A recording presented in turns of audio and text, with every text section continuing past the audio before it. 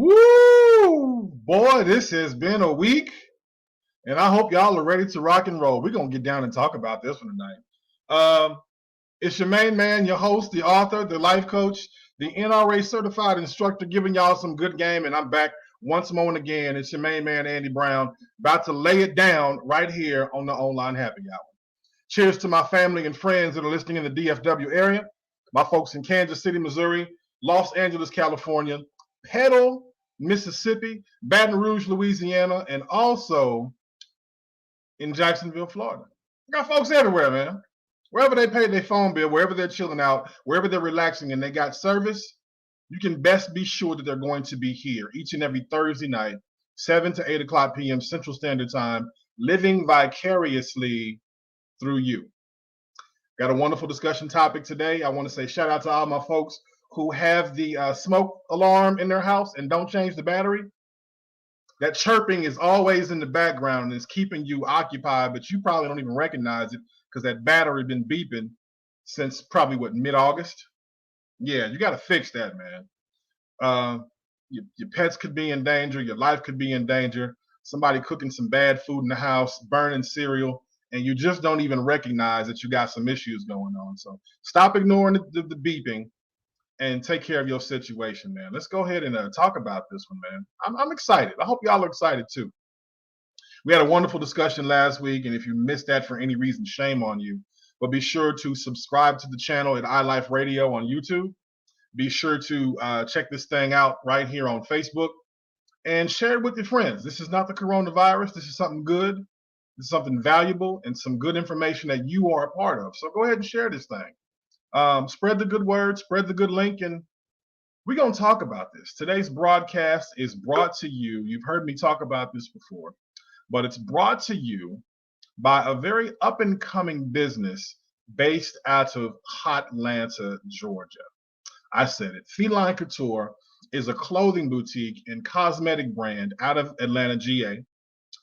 For all things luxury and the ultimate fashion persona, visit felinecouture.com. That's feline-couture.com. And if you don't know how to spell couture, these products might not be for you, and that's okay. Just slow it down a little bit, but I definitely want to encourage you all. Take a look at the site, felinecouture.com. Again, felinecouture.com. Hope y'all been paying attention to the news lately.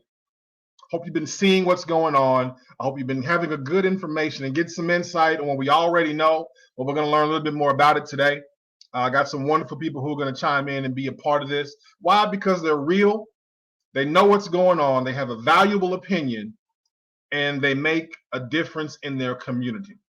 So while it's time to hammer this thing down, let me go ahead and do what I do best and put the disclaimer out there. The thoughts and ideas displayed today on the Online Happy Hour do not reflect those with negative attitudes, poor judgment, and misinformation that comes steadily from their own unconscious mindset. But what it does represent are those who are on this discussion panel chiming in, weighing in from wherever they may be, who have a great idea, want to listen, learn about more than they already know, and have a mindset to grow in every level of their life. You've heard about what's going on in Mansfield, Texas, suburban area of Dallas, Texas. For those who are in the area, really don't know about Mansfield. Mansfield is south of Arlington, north of Waxahachie. It's in the area. My Kansas City folks, if I can relate it to you, it would be somewhere, if you're familiar with Dallas, downtown Kansas City, this would be more of your Raymore Belton area. My Jersey folks out there, if you're listening, this would be more of like the Elizabeth area. I can bring it to you that way. So I got some people who are going to chime in. We're going to talk about some stuff. We're going to talk about shots fired, at a school shooting. And what does that mean exactly? Look, man, some stuff popped off this weekend, or this week rather. Pun intended. A young man went through some stuff. He went through some things. Mr. Timothy Simpkins had a situation at his school in Mansfield, Texas. We're going to talk about that. So he's been accused of injuring 4 people I believe it was Timberview High School in Arlington, Texas, Mansfield area, Wednesday, which was yesterday. Now, he's been released on bail from Tarrant County as of today. So his attorney was present. He got that taken care of. But keep in mind, there's a lot more to this incident that we're going to discuss. And who's on the line right now? Let's do this. Ladies first. You've seen this young lady chime in from time to time.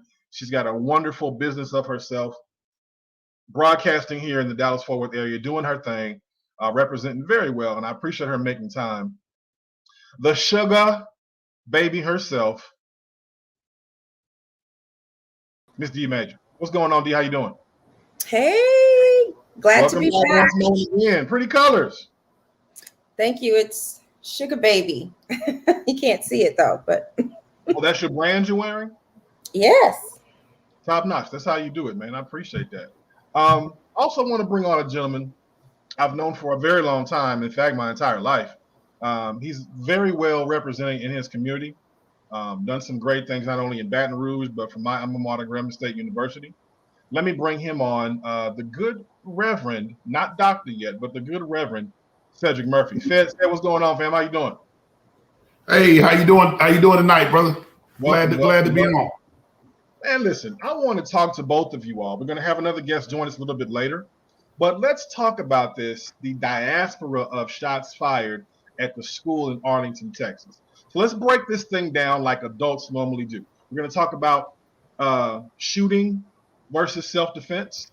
We're going to get into that aspect. We're also going to dive into barriers, what this caused as far as the relay from what actually happened, what social media is saying, and kind of put those things together. We're going to talk about bullying. Yeah, because it's necessary. And we're also going to dive into license to carry, open carry, especially here in Texas. So if you're comfortable with that, whether you are or not, we're going to talk about this today. So without further ado, folks, if you're in the chat room, you're logging in, please share us your comments, what you're doing while you're watching the show. Share this link, share this discussion topic, and cheers. Let's pop this thing off and talk about it. So first of all, before I even dive off into it, let me just get some introductions. D Major, kind of give us a little bit of background of who you are, why this topic means so much to you, and then I'll pass that mic right over to Cedric to talk about that as well. Well, I think what's most important about who I am is that I'm a mom. Right. Of a teenage girl who is in these Dallas-Fort Worth area public schools. So the conversation that we're going to have tonight is of great concern to me, as it is to many other parents. And I think for the purpose of this conversation, that's my most prominent, most important profession, identity, personality trait. Bravo. Thank you so much for sharing that. Cedric, but the folks who don't know, you kind of give some good information, man, about yourself and why this subject matter, what this really means to you. Let's talk about that.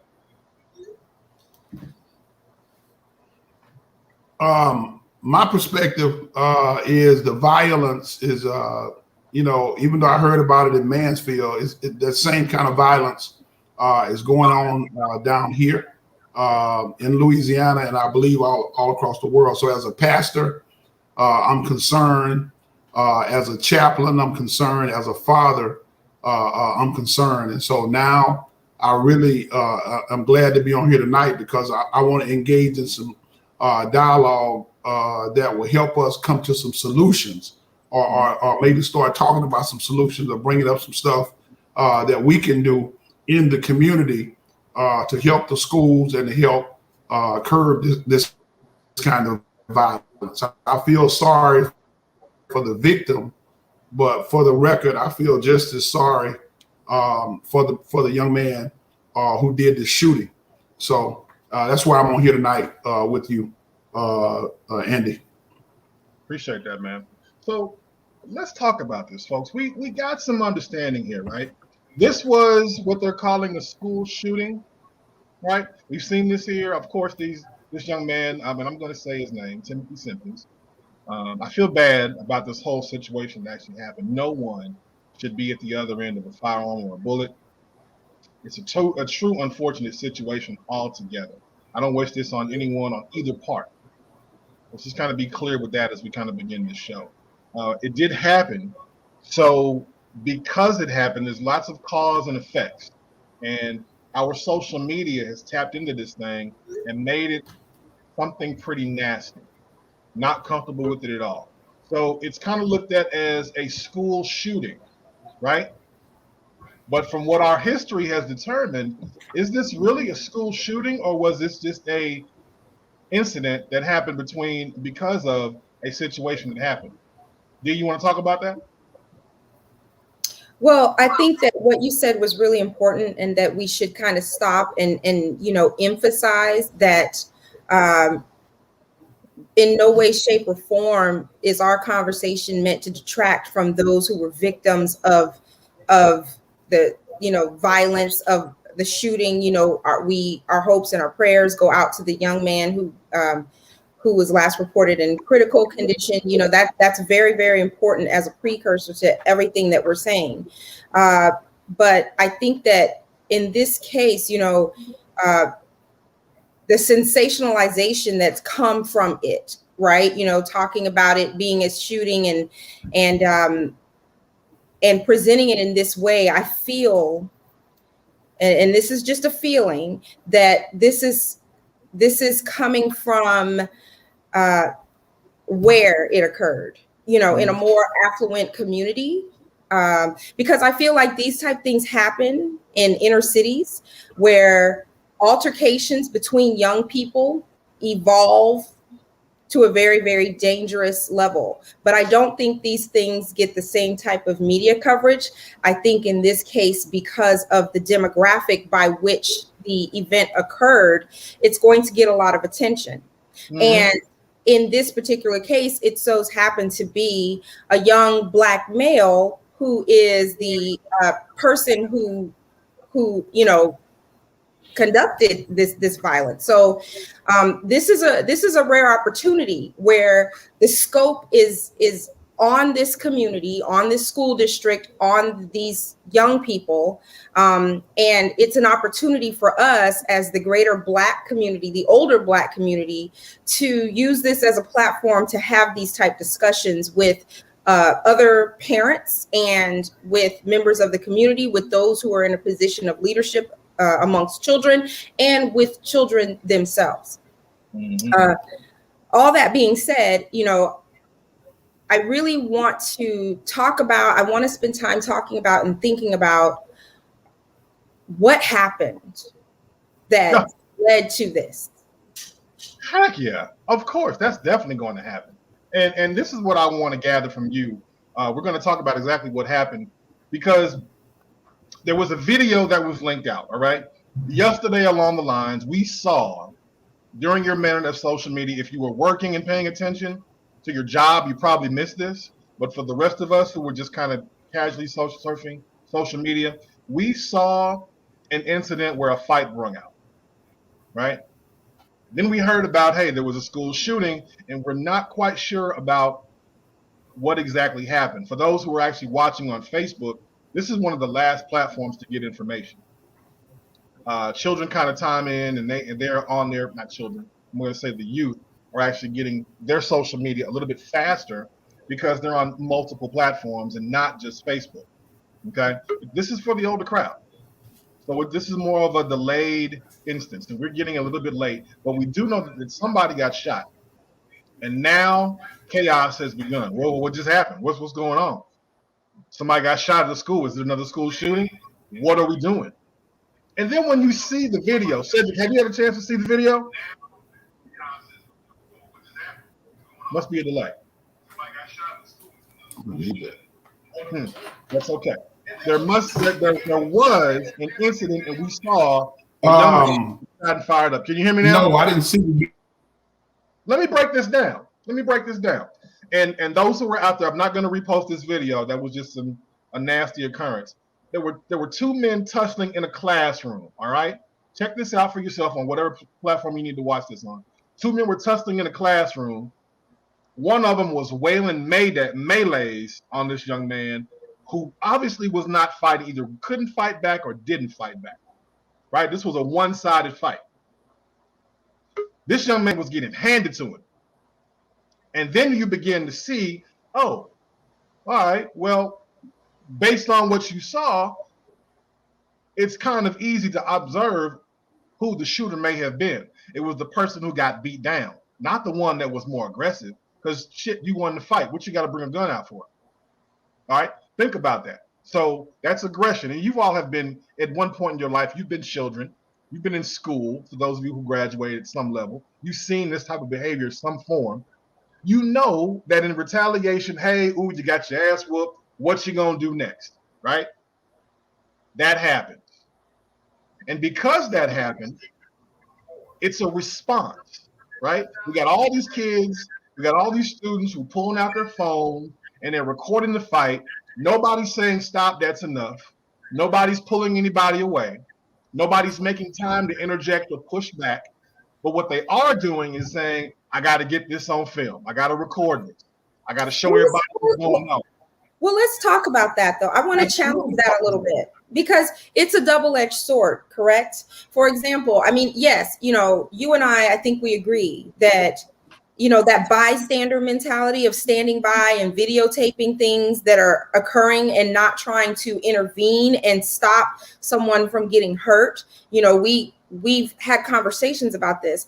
On the other side of that argument, though, in this modern age with this technology, that video is potentially what's going to save this young man's life because it serves as evidence that he was being assaulted and he defended himself in Texas in a stand your ground state. Now, I am intentionally misting over the fact that he had a gun in school and all of that. I'm hyper aware of that, and I'm hyper aware of the legalities that are associated with that. But if you just take it down to the bare scraps, had this occurred outside of school, for example, and he was getting beat down like that and drew a weapon, right?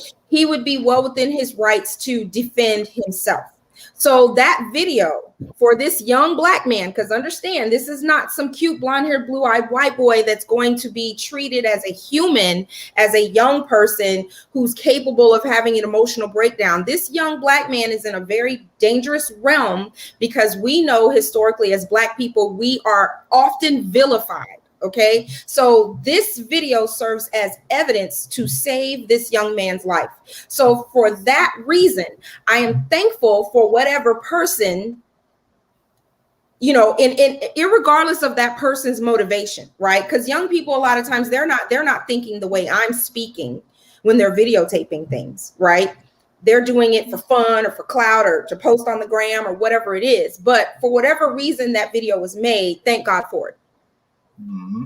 Can you talk about that a little bit as well? Because I like where D is going with this, and I'm going to bring back and I'm going to swing this thing all the way to third base.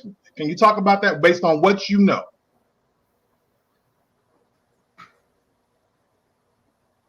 I didn't hear that question. But repeat that question. Based on what you know, based on what you've seen. D brought up a good point. If this was not at a school, he's defending himself. I got somebody that's going to chime in on this in just a minute. Miss Kendall Smith, I know she's waiting and anxious to chime in on this, but he's not on. Let's just suppose he's not on a school property, right? Okay. There's a fight that broke out. You've seen this before, right? Two young men. Also, they're going to fight. They're going to get into an argument. One is throwing melees, north, south, east, giving it to him, giving him straight business, all the smoke, right? Right. But he does not fight back. Somebody said here he didn't fight back because he was known for shooting. Shouldn't be swinging on that type of person in the first place. But since you did, this is where we have an issue, right? Because there's something led up to this. Right. You don't just lean off on somebody. And keep in mind, folks, we're in this is a high school environment. Timothy Simpkins is 18 years old.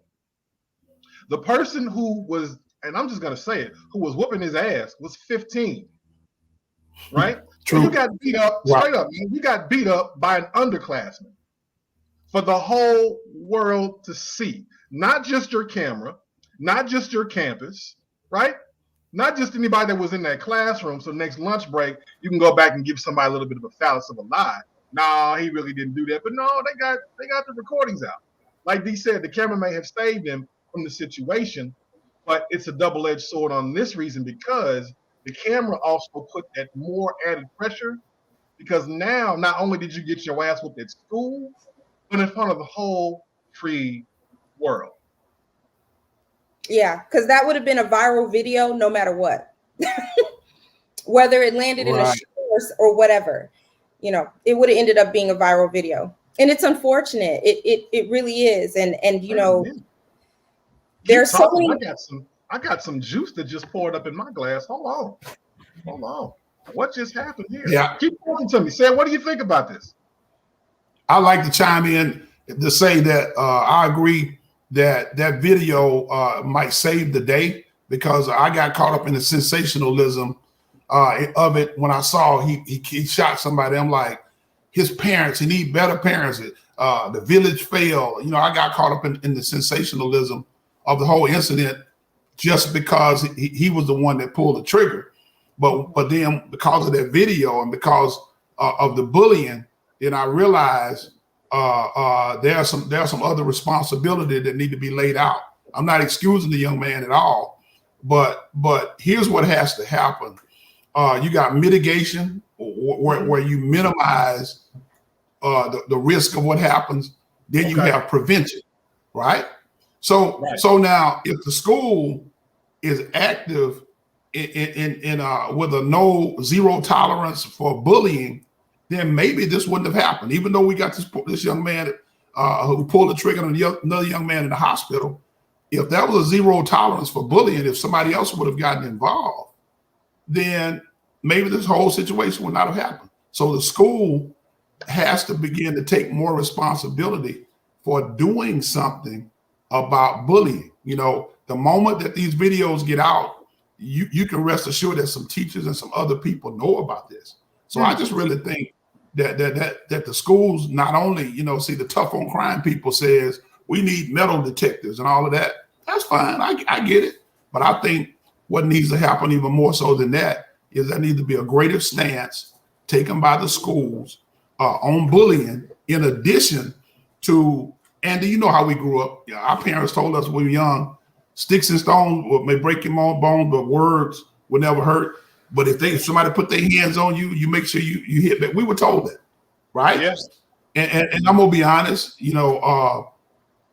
we used to learn how to take a butt whipping with a grain of salt. Meaning, if we just get beat, we got beat. But this generation right now, if you get beat with the humiliation and the embarrassment that happens and the bullying that happens after it, some of them feel like they have to resort to some type of violence just to make sure that this doesn't continue to happen in their lives. And that's very unfortunate for our young people. The juice just got a little thicker on this. Peep game. Relax a little bit, sit back and watch what happens here. Because a message just came through that said the young man was at somebody's school who knows about this and accused the art teacher of pushing him. He was always being protected by the grandparents, and they got lawyers, and they did nothing about it. We need to dig a little bit deeper. They said we need to dig a little bit deeper because this young man, Timothy Simpkins, was selling weed at high school campus, retained twice, and he knows because one was at their school. This teacher is chiming in, giving us this information. Ooh. I think all of that is noted. But I really want to challenge, the assertion that the schools need to take a tougher stance on bullying. I mean, to the point that, our generation, we got bullied too, but it was less common to hear about us going in and shooting up a school or doing something like that. I think the thing that you touched on, Pastor, that was very poignant is social media. See, schools can't have strict bullying policies because the school only has power within the four walls, the confines of the school. And the school would have an almost impossible task because they have hundreds, thousands of students sometimes. And these teachers are only impactful to these students for a glimpse of time, for that one class period in that 1 year, academic year that you have that child.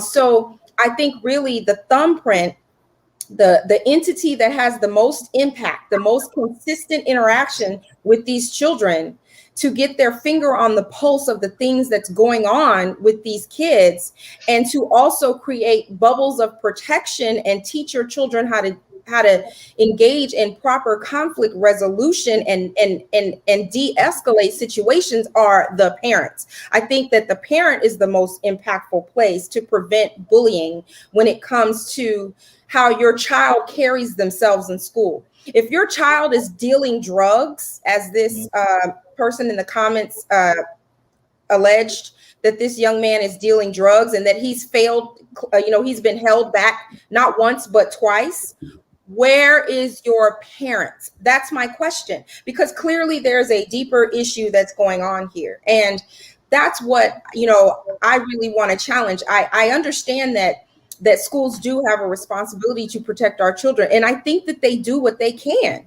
But I also think that it's unfair to expect a teacher or an administrator to be willing to risk their lives to try to break up these type altercations with these kids who are 17, 18, 15, these kids as big as them. And to my understanding, the teacher that was present on this particular day was a female teacher. I personally would not have put myself in harm's way to break up an altercation. And I can't assume that the teacher caught the signs of the escalation when they are also responsible for other kids in the class, and they have all these different things that are putting pressures and expectations on them in the moment. But the people who could have observed a change, I heard the parents on TV, the spokesperson for the family, say this young man was being bullied because he had a nice car and people were jealous of him and all of these things. My question to them is, when did you know that? When did you know that your son was being bullied? When did you know that people didn't like him because he had a nice car or whatever it was? If this kid is drug dealing, when did you know that? And if you didn't know it, why don't you know it? I want to challenge the parents on this. Okay. And now if we're doing that, it's also challenging the parents. I appreciate that. Let's also look at parents in these in the buildings, right? Because our parents who are in there are the teachers, our parents, right? They are the ones who are governing according to the laws and the bylaws of what the campus says and what it does. Because they're in control. When they leave, when those students leave their parents, they come in contact directly with that teacher or that instructor or that facilitator and that faculty. Somebody turn the volume down. So what I'm telling you is, at the moment, the faculty and staff are governing that campus and that property. Well, we got a little bit of volume right there. I think there's a D-Nice says, is it Denise or Denise? She says she's a school administrator at a campus of 3,000 students. The things that the kids are atrocious on a daily basis. We cannot do without the parents. I thoroughly agree with you. That's my exact point. I think that we can't hold the teachers to a higher standard than we hold the parents. We can't hold the teachers to a higher standard to be aware. When you have 3,000 kids in a school, there is just no practical way an administrator is going to keep their thumb on everything that's going on amongst these kids when they have access to each other 24 hours a day on social media. It's unreasonable to expect that. The only people who have that is the parent. Only the parent has access to the child like that to stay on top of what's going on with their kid. And parents should be a part of their children's lives. I think that that's very important. Except you got a little bit of feedback on your microphone there. Turn that down just a little bit. You got just a little bit of feedback on the mic. Yeah. Let me bring him down just a little bit because that's a little bit of a feedback. On the phone right now, joining us from the Dallas-Fort Worth area, is a young lady who's very intricate when we're talking about dealing with firearms, because there was a firearm that was brought to campus, and this young man has been looked at, talked about, construed. Is it self-defense? Is it aggravation? What do we look at here? Bringing a firearm onto the campus. Miss Kimberly Smith is on the line. Kim, how you doing? I'm good. How about you guys? Good. Welcome to the online happy hour. We're talking about shots fired at the school, especially here in Mansfield, Texas. in my opinion, this So is not hold on, before we get started, I want to say this. My son was bullied his entire freshman year. The only way I found out about it was a parent was on social media who was a friend of one of the little dudes who was doing it and called me and told me. My son was so embarrassed that he couldn't come and tell me. So I hear what y'all are saying about the schools are being accountable. The parents should have known. There's no way for these kids to know. You put such a high standard on these kids. Be great, be amazing, be best dressed, be best spoken, be the smartest individual in class. But we don't teach them to be emotional. We don't teach them that it's okay to come and say, hey, I got a problem. Instead, y'all say, suck it up and deal with it. That is not the way this works. So when a person snaps, and y'all have all been guilty of watching that show Snapped, where as Bob was sleeping in the middle of the night, Susan took the gas can and burned him to a crisp. Really?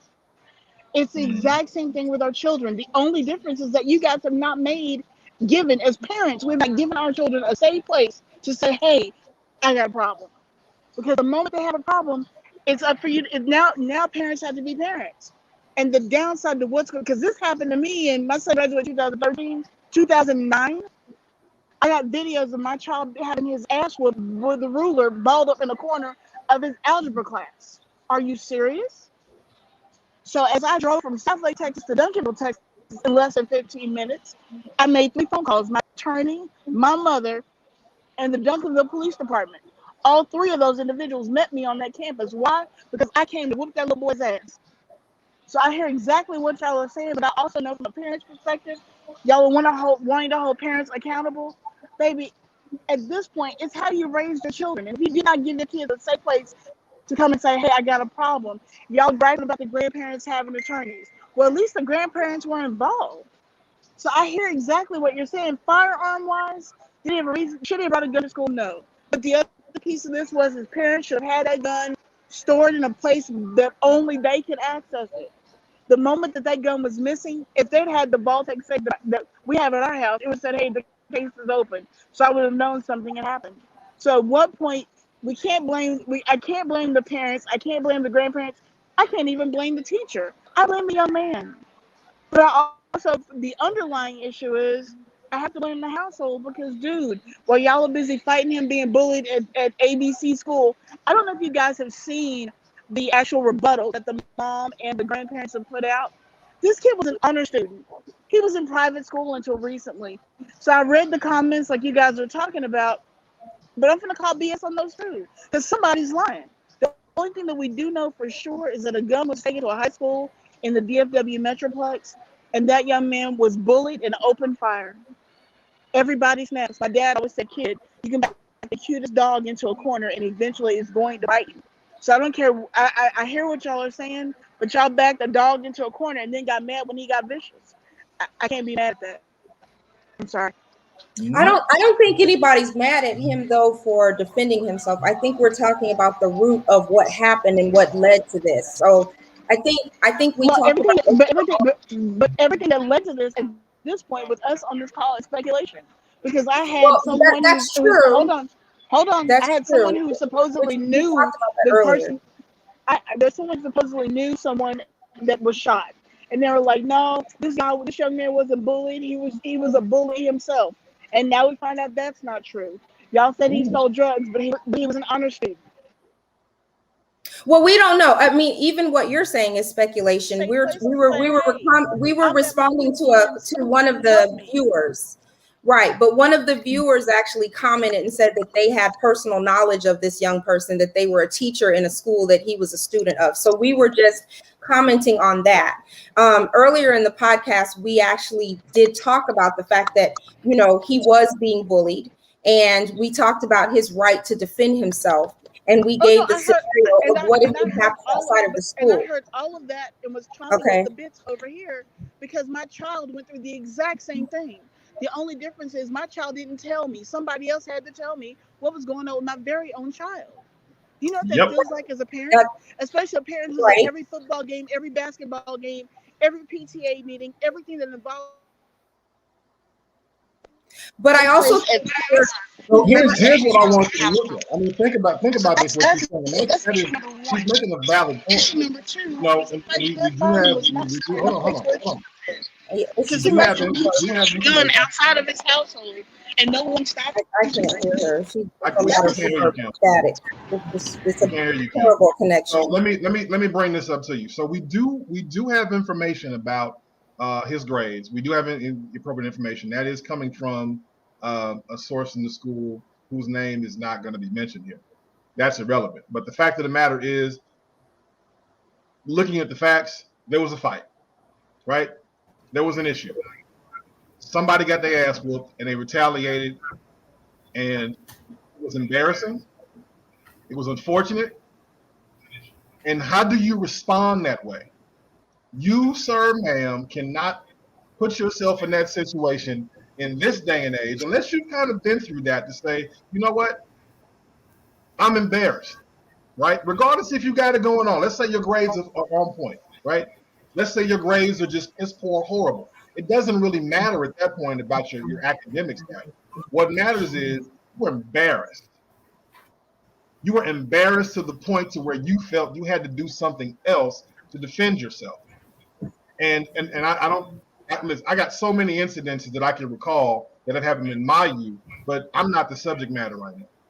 But I don't take away from the fact, though. I mean, okay, you keep saying the word embarrassed. Mine, but what it does is we have to emphasize the fact that, look, this is what this young man has gone through. Yes, but Andy, why do you keep harping on that concept of embarrassment? I mean, yes, he potentially could have been embarrassed because it would have been broadcast on the World Wide Web. I understand that, but at the end of the day, he was being assaulted and he defended himself. So let's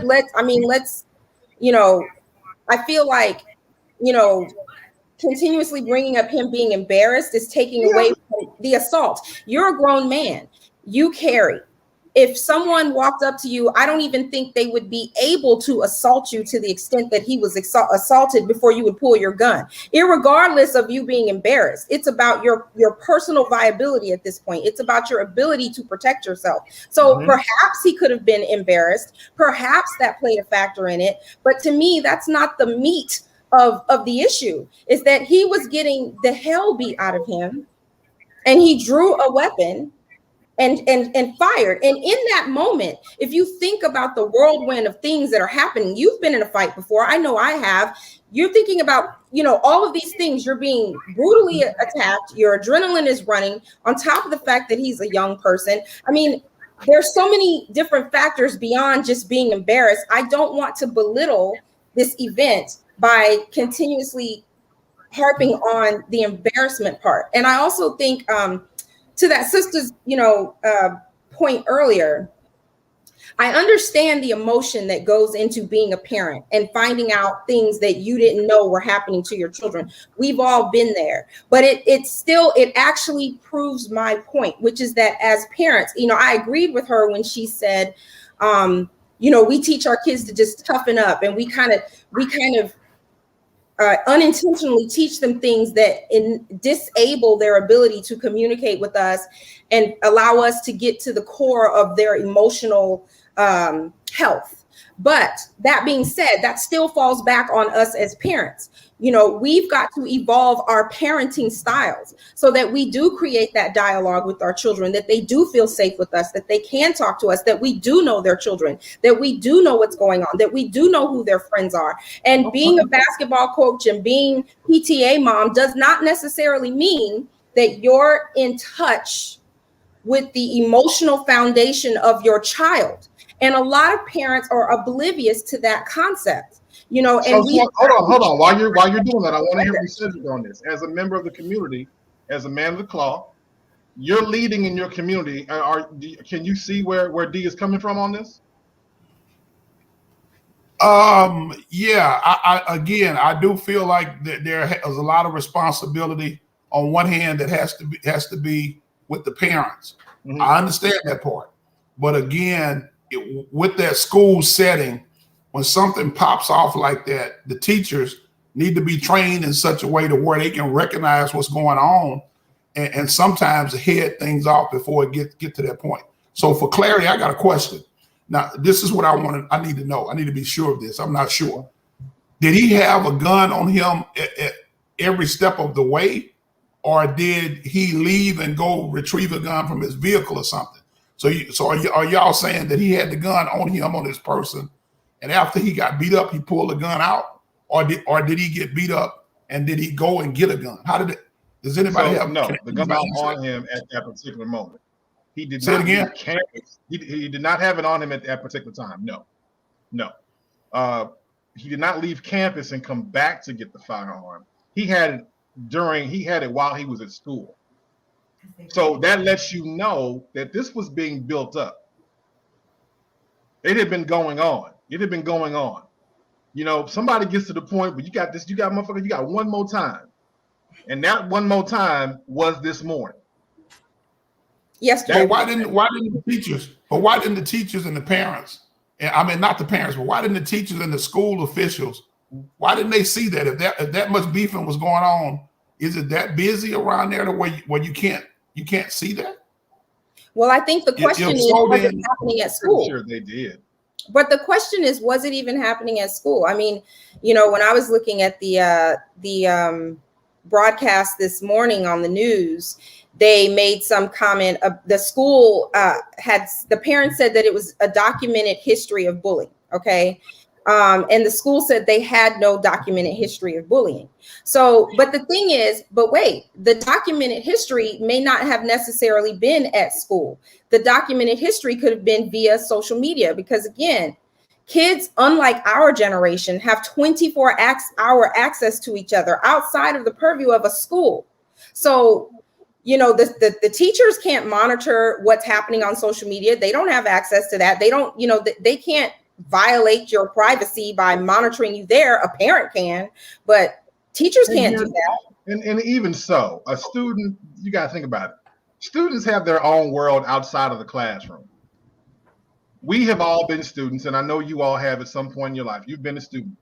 You have your own world outside of your parents. You have your own world outside of the classroom, interacting in the hallway, social media, of course. But whatever went on between those students, whether it was a weed buy, whether it was a criticism of an outfit, whether it was anything else, they got their own code, their own language. You all know this as well as I do. Language changes every 60, 65 years, right? So they're speaking in their language where they are, and it could be happening, and we just don't even see it. I mean, that's true, but that is the hard part of being parents. It's not easy. I like in this question, and let's bring this up again. We're talking about shots fired at the school. Do you consider this self-defense? Can I chime in? Well, hold on. Do you consider this self-defense, or do you call this? Would this be considered more of a violent attack? Say it again. Yeah, restate that. Do you consider this act self-defense or a violent attack? Oh, you go, Pat. You take that, Pat. Oh, what do I think it was self-defense or a violent attack? A violent attack. I really don't think it was self-defense. I think that our kids are not trained on how to deal with being bullied or being attacked. In other words, let me give you an example. If I'm in a hostile situation where I know that if I push back, then I could be shot. Like when the police stop me and if he dead wrong, then what's gonna kick in my mind is I want to live to see another day, and then we'll deal about his behavior later. But our children, they don't have those mechanisms, and the fact that they don't have them, I believe, is an indictment against the parents, against the home. How do we train our kids to handle conflict resolution? How do we train our kids when somebody got a gun on you and tell you to shut up? Are you gonna still talk just to prove to everybody that you're bad and get killed, or will you back down or de-escalate? I think the school needs to teach that, and I think the parents need to teach that. Since it's a common problem, I think the parents, our homes, our communities, even our churches, I think right now this is such an epidemic. This murder and violence is such an epidemic. I think we as churches need to begin to take on these issues as well as the home, to bring people in to talk to people about de-escalation. Okay. I agree, Pastor. I agree. I think we've got to get, I celebrate Kwanzaa, and in Kwanzaa there's a principle, collective work and responsibility. And I really, I say that a lot in my personal life. We have got to take more of a communal stance when it comes to nurturing. They always say it takes a village. And I think that that's really important. I remember when I was a kid and I did something, the old lady next door could check me.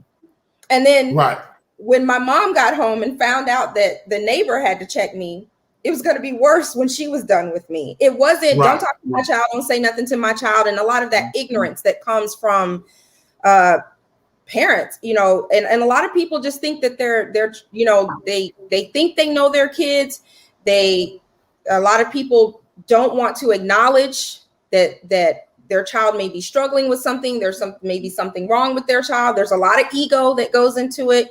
And I think what you said, Pastor, was just really, really poignant. I think the only thing that I'm on the fence about is the self-defense or intentional act. I'm truly, truly on the fence, because I believe that for that young man to bring a gun to school, this was an escalation of events, a series of events that escalated that led to that. So I think that part of it was premeditated, because you went and got a gun. You didn't come to school with your guns. You came to school with a gun, knowing that you shouldn't have a gun on campus, knowing that it's inappropriate for you to have this type of weapon.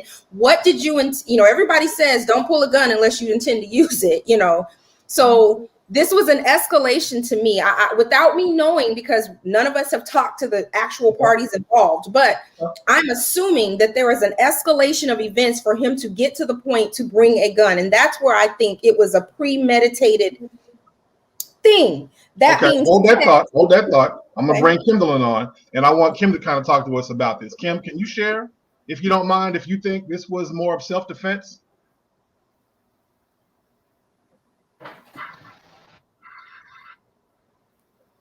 She's at the state fair. Guys, it was definitely self-defense. If you guys can hear me, it was definitely self-defense. If you guys look back, even so let's talk about deadly force for a second. The law says the deadly force is force is intended to nobody after the cause of manner use or intended use is capable of causing death or serious bodily injury. So we know that was the intent. But the law allows us to use self-defense if we believe that it was justified, reasonable, and necessary.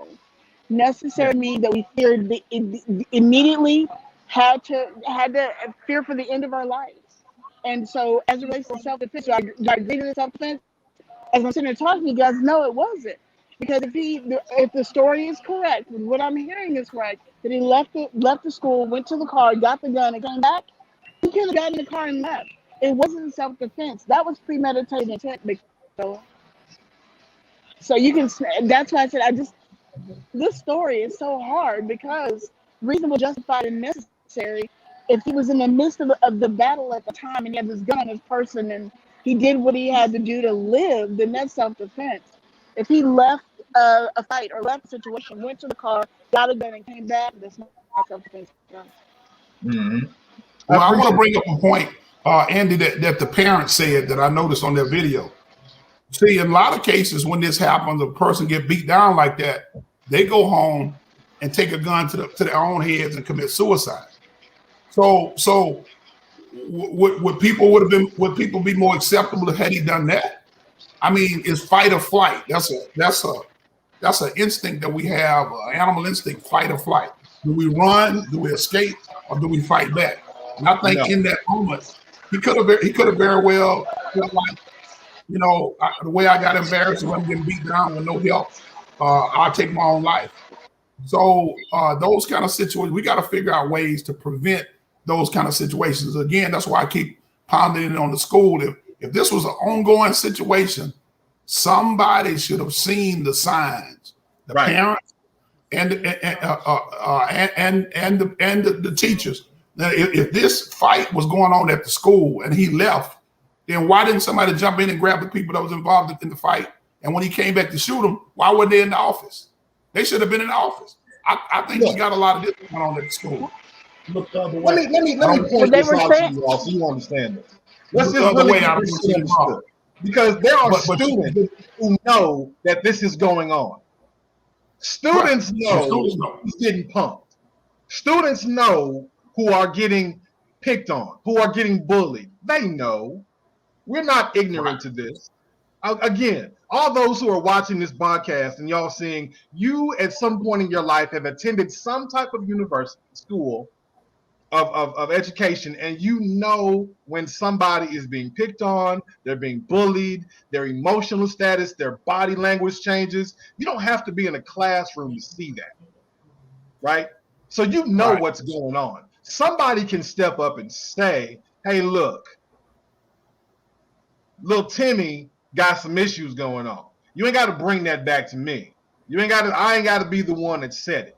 But it's something going on, and I think you all need to pay attention to that. Because it has. Andy, can I chime in?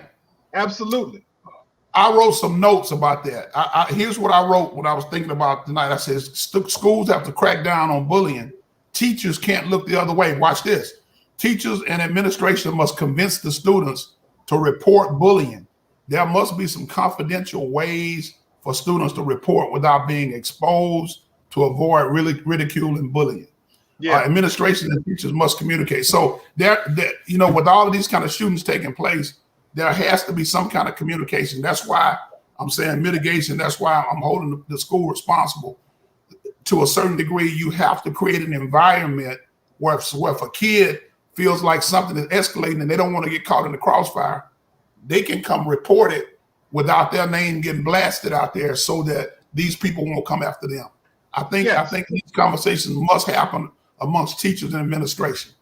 And a lot of that, folks, happens because we don't think about this. Look at what happens with social media, right? Because we're not talking about this, because we're letting this go, social media has the right to fly off the fucking handle. We got people saying, "Oh my God, he was an abuser," right? We have people who are saying that this person he's had a bad history of violence. Oh my God, he's an offender, right? Because we have not checked that shit, we have not controlled it. Well, you know what? To take a stand on it. You know what, Andy? I think that you kind of touched on something. You and the pastor, actually. Social media. Look how many times we saw social media have to go speak before Congress when it came to censorship about fake news, about the January 6th, attempt to overthrow the government, about the Trump presidency. Social media has been pulled to the fire for the things that they allow on social media. I think that, the one realm where schools don't have access, they can't control it. Parents have limited control is the social media realm. Andy and I had a conversation before. In our day, when Facebook first started, you had to be a college student to even be on Facebook. You had to have a .edu email. And then it evolved because it's a money-making machine. Now everybody is on Facebook. I think that I would love to see some type of legislation come about against social media and in holding them to some accountability. Because if you have videos that are streaming on Snapchat, IG, Facebook, whatever, of violence, of threats, of any type of event that could potentially escalate to a school level, a school shooting or a situation like this, I think that there should be some requirement for reporting. My oldest daughter had a friend in high school who was dating a boy who the young lady had a sexual relationship with, and sent him a lot of salacious and nude pictures of herself. When she and the boy broke up as a form of retaliation, he shared the pictures with all of their friends. My daughter was the only kid who brought those photos home to me. I then in turn went and called the police, and they came to my house. They took my daughter's phone. They observed the evidence. They investigated, because that is distribution of child porn, which is a felony. And these young people had to be addressed. But this was happening at school, and this girl, her body was displayed to the World Wide Web. And I went to the mother as a mom to let her mother know what her daughter was going through. And the mother kind of threw her hands up and said, well, she shouldn't have sent the pictures. And I said, but do you understand that not only is your daughter now in danger because of this, because now every freak in the world can see her body, but your home is in danger because this boy is disclosing who she is, where she is, so they can come to your home. It opens up a whole Pandora's box of potential hazards. Right. And this woman was just like, and so that's actually what motivated me, because I actually gave her the option to call the police herself and she refused. So I did it. But these type things happen and nobody knows, not even the school, nobody has control. So I think that social media should have some type of restriction on it when it comes to these people, because they can access this crap and report it to the proper authorities. And that's a little difficult. I definitely see what you're saying. It's a little difficult to do because it is a social media platform. It's a lot of intent, a lot of. But they can, because they censor Trump. If social media banned Donald Trump, and if they and currently right now, if I went on social media and say somebody on this podcast doesn't like what I'm saying and they want to attack me and call me a bitch or whatever, social media will flag their comment. Right. And they'll end up in social media jail. So, but yet we see countless videos of these school fights and things like that are going viral. Social media can and they do, because these are private platforms. This is not the government where your freedom of speech is protected. Okay. These are private companies. They can censor you, and they have censored you. So if they're choosing not to censor these young people, the reason why is because these young people bring in the most money.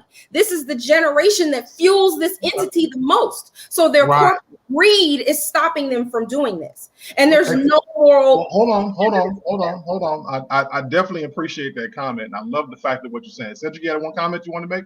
Yeah, I wanted to add to what she's saying. Right now on Capitol Hill, at this Senate committee, there's a whistleblower right now that's making charges against Mark Zuckerberg and Facebook for that very reason.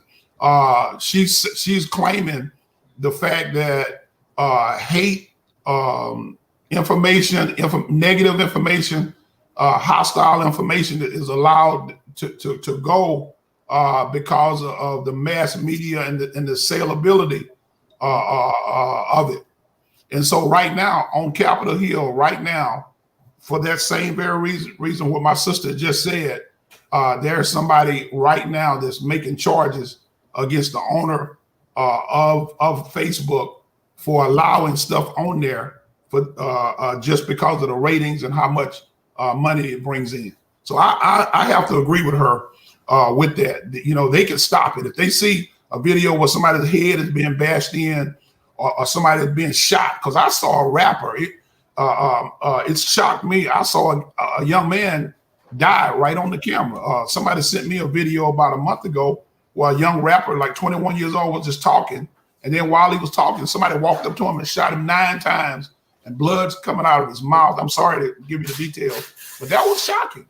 And see, there should be something in those algorithms where when something dangerous, such as bashing in the head or pulling guns or fighting is on there, they can put something in there to stop it, to make the video go blank. And I think they should do that. And even before it gets there, if there's back and forth arguments, threats, like the young ladies in Louisiana, I think, Pastor, you may know about it, where these young ladies had beef at school and they ended up running into each other, I believe, at a Walmart there. And one young lady ended up dead in an altercation outside of school, but the conflict started in school. And I'm sure behind the scenes, there were, arguments going on in the DMs and stuff that escalated out of control. There's got to be some type of watchdog entity that is monitoring these type things in these young people to stop these type mass incidents. Well, not just with the young people. It just happens all across the board. We just have to be mindful of it. And then I think they tried to do that with TikTok at first, but it didn't happen that way. And I thoroughly get where they're going with that, because it has to have a place. It has to be regulated, and we have to keep our eyes on this. We're talking about shots fired, folks. If you're just now tuning in, there was an incident that happened in Tarrant County in the Dallas-Fort Worth area where a young man, Timothy George Simpkins, had a situation and some problems occurred, and a firearm was brought to school. Somebody was shot. Some people were shot on a college, on a school campus, a high school campus, that is, and things are getting out of hand. So we're talking about this, and we know in the state of Texas that things are big right now with open carry. Hey, I don't need a license to carry right now. I can just have my gun at any time. But we have to be mindful of the ramifications on that. Kimberly Smith, this was my mentor. This was somebody that taught me and brought me into the organization for the NRA to help me understand. Kimberly, can you help people really understand better about that? Because there's a level of So, responsibility that comes with that open carry that says that, you know what, I can carry my gun anywhere. There are laws put in. and that's not There true. are ideas that And are put that's in. not Talk true. about that if you don't mind. That's not true. You can carry your gun openly outside. What you cannot do is carry your gun into a place of business that has signage. So if you don't understand what a 30.06 or 30.07 sign is, you need to call someone to go get some training.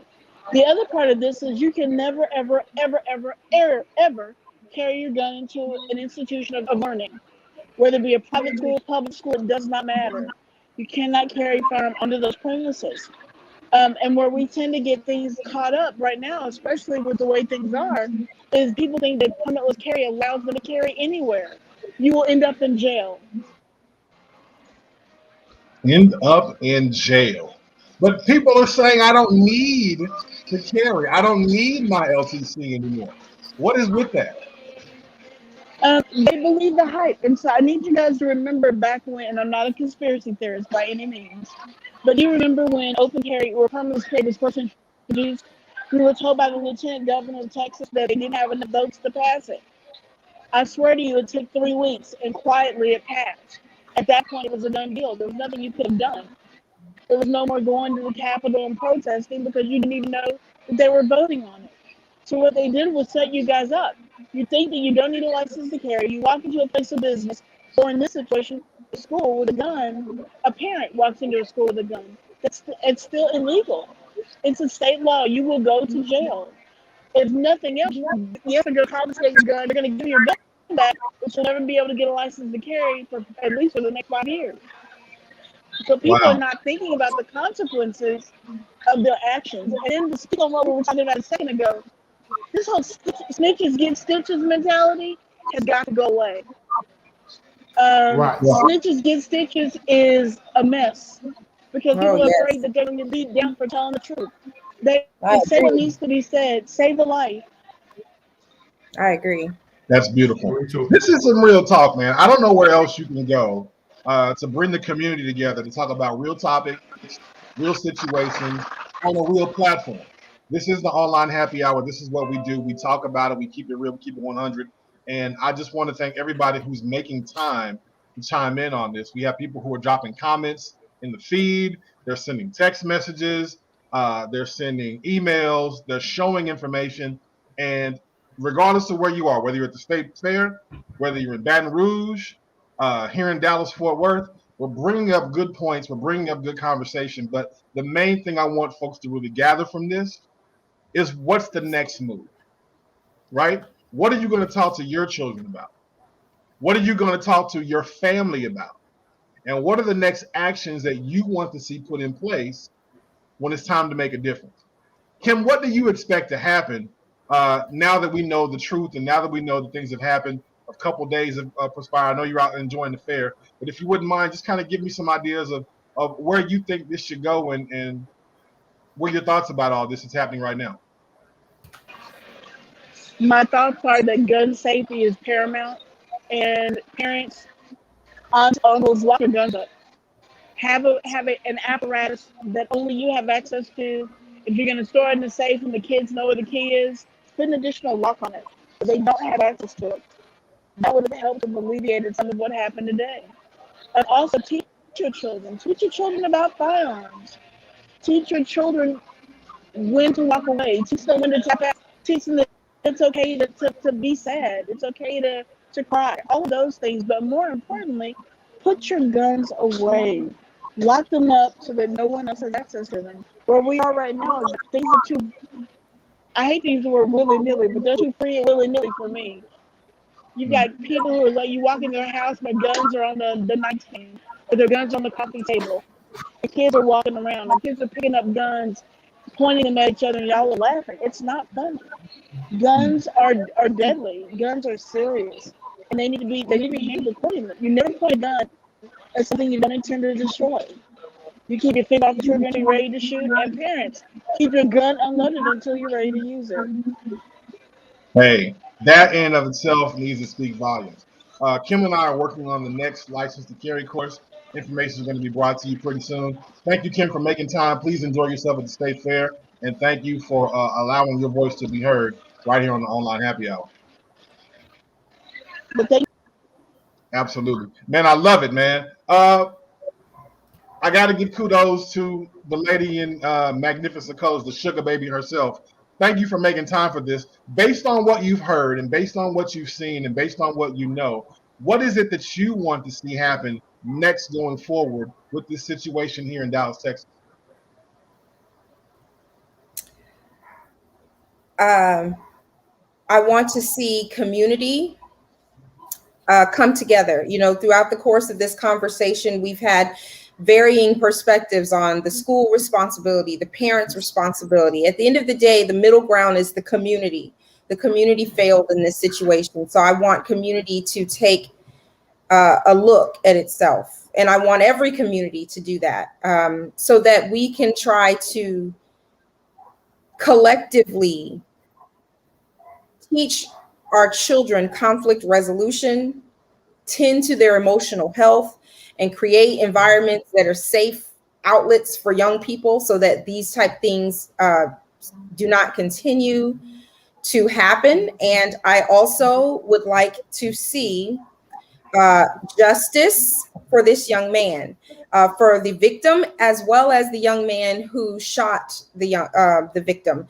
And when I say justice, I want to see equality and equity in said justice. If a blonde-haired, blue-eyed young person did the same thing that this young man did, I want the consequences to be equal and fair, because this is an ongoing problem for us, particularly in the Black community, which is, you know, equality in the criminal justice system. So those are the things that I would like to see come from this. Thank you. I definitely thank you for making time for this. Learn more about her at sugarbabyco.com. Did I say it right? This time, yes, you did. Now, was that Sugar A or Sugar AH? How do you actually work that out? SUGABABY, sugarbabyco.com. Represent to the fullest, man. Thank you so much for making time. This is the Online Happy Hour. The lady has a great voice, and I thank you, and I appreciate you making time for us. Please continue to follow her on multiple social media platforms. She's doing a wonderful thing, and thank you so much for being a part of this tonight's show. Thank you for having Dr. Reverend Cedric Murphy, man. Yes, sir. You've heard from the ladies, man. The ladies had to go first. Talk to me about what you want to see happen next. You're all the way in Baton Rouge, Louisiana. This is happening in Dallas, Fort Worth, but again, the situation and the problems are not changing. What would you like to see happen next? Well, first of all, I want to agree with Sugar Baby. Can we start with the community? Because that's where it has to start. Prevention. We need responsible and accountable parenting. More responsible and accountable parenting, and that links to gun control. Yeah, if you got guns all over the place where your kids can grab it and just run to school with it, then the parents need to be held accountable. And an active village. We need to get back to the community help raising children, because gun control should start at home, neighborhoods, churches. See, because some kids don't come from the background that we came from that teaches us to talk it out. So we need to have forums with churches, community organizations. Like, as an example, I'm a part of an organization called FOAM, and it's an acronym for Fathers on a Mission. We try to reconnect fathers with their children. We need to get some healthy conversations, some healthy organizations along with our churches to begin to take our communities back and to start responsibility at the community. Now, secondly, mitigation. I think the mitigation, the schools need to do something with mitigation. I wouldn't have a problem with metal detectors. I'm sorry, as secondary prevention techniques. Metal detectors at school entrances, security cameras, motioning, watching, monitoring school entrances. And there needs to be a greater training of the teachers because somebody mentioned something about what was going on with these young girls at the school system, but then it wound up turning into a killing at Walmart. These teachers need to be trained, or when they begin to see these things, they need to have to go to administration and report these things and isolate these children. So I think there needs to be greater training at the school as well to help curb this problem, because this problem starts at home, but it spills into the school. So we need to work with prevention and we need to work with mitigation. And those are my thoughts. Thank you, man. I definitely want to thank you for making time, even all the way from Baton Rouge, Louisiana. You got a signal. Oh, yeah. You received the call and you chimed in, man. So definitely, God bless you. Everything you're doing, fam. I love you. Thank you, brother. This will be the last time you join in. Say it again. You hope it's not. Oh, it's not going to be. Oh, man, I appreciate the opportunity, brother. Absolutely. Oh, man, I love it. I love it. I love it. He chimed off a little bit early. Because listen, folks, I want you to get this, man. This young man went through some stuff. He went through some bullying. Timothy Simpkins, you're going to hear that name, right? You got to pay attention to what goes on. What is the media going to say? What has social media been saying? What has his family been saying, right? There are letters out there from his mother, or not mother, but relatives who raised him. So that in itself should tell you something. They're concerned about his future. They may not really know how to deal with this right now because it's still fresh. And it's bigger than just this right now moment, right? We were not too far removed from the George Floyd incident, okay? So we still have a little bit of pain dealing from that in our community, in the Black American community. But we still have a lot of issues that we need to resolve about how to handle ourselves with bullying when we're being talked about, when we're being talked to, how to respond to negative criticism, and what we need to do to get around those situations. Are you talking to your children, right? Are you talking with your children? My family, my grand fam that's going back to homecoming next weekend, you're going to be around college students. Are we talking with these students about these situations? Are we talking amongst ourselves as peers and parents about what goes on? I would love to be a part of that. I would love to give back to my campus. I would love to give back to my community. I would love to be a part of something that is happening in the right now to get this done. Too many instances are passing by. Our future is now. These young men, these young ladies are going through some things, and they really don't know how to handle peer pressure in the social media realm. This incident that happened this week is proof of that. So what are we going to do, folks? How are we going to come together? What are we going to say? What are we going to talk about? And what do we expect to happen? You heard. Listen, we want the community involved, right? We want the ladies to know what's going on. We want the men to know what's going on. It's okay if you got your ass whooped, bro, but you got up and you can do it again, right? It's okay. Young man, young lady, things happen. And what we need to do more than anything else is put the phone down and extend our hands out to say, listen, I know it's not as bad as you think it is right now, but I'm here to lend a hand. I'm here to help out. I want to stop this foolishness. You've gone through enough. Let's be more welcoming instead of putting people on blast. Enough of that. That is how you grow. That is how you build. That is not the separation that's out there. I'm passionate about this because I too am a parent. I'm a father. I talked to my son about this. Yes, I bought him his first firearm. Yes, I take him to the range with me. Yes, he is licensed to carry in the state of Texas. And there's a reason for that. Because I want to look out for his best interests as a man, as my son, growing into his own world. And I want all of our parents to have that same. I know you do, right? You may not know how to do it, but we had to put the effort in to try. So I thank you all for making time for this particular show. I'm so passionate about this.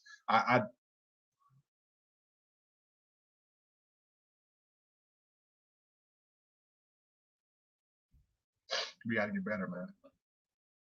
We got to get better. On behalf of my family, on behalf of my friends, I want to say good night to my family. Go mob to my frat. If you got some good information out of this particular broadcast, please do us a favor. Tell just 2 more people to tune in with you next week as we hit you with another wonderful topic. I thank those who gave information. I thank you all who are sharing, because I don't think it's just about me. I think you all believe in what this platform can do. And I appreciate you for doing that, being a part of this. You make the show what it is. So I want to say good night to my family. I want to say go mob to my frat. Love to my Saras. And thank you all for making time for the online happy hour. This is real talk about real people on a real platform. Let's get this motherfucker in, man. I love y'all. Get some good game tonight. Tell a friend, tell a family member. We get it the fuck in, man. And I love y'all for that. This is the online happy hour. Your main man, Andy Brown. Cheers. Glasses up. Love up. Peace. Blessings. And I'm gone. Motherfucker. The online happy hour.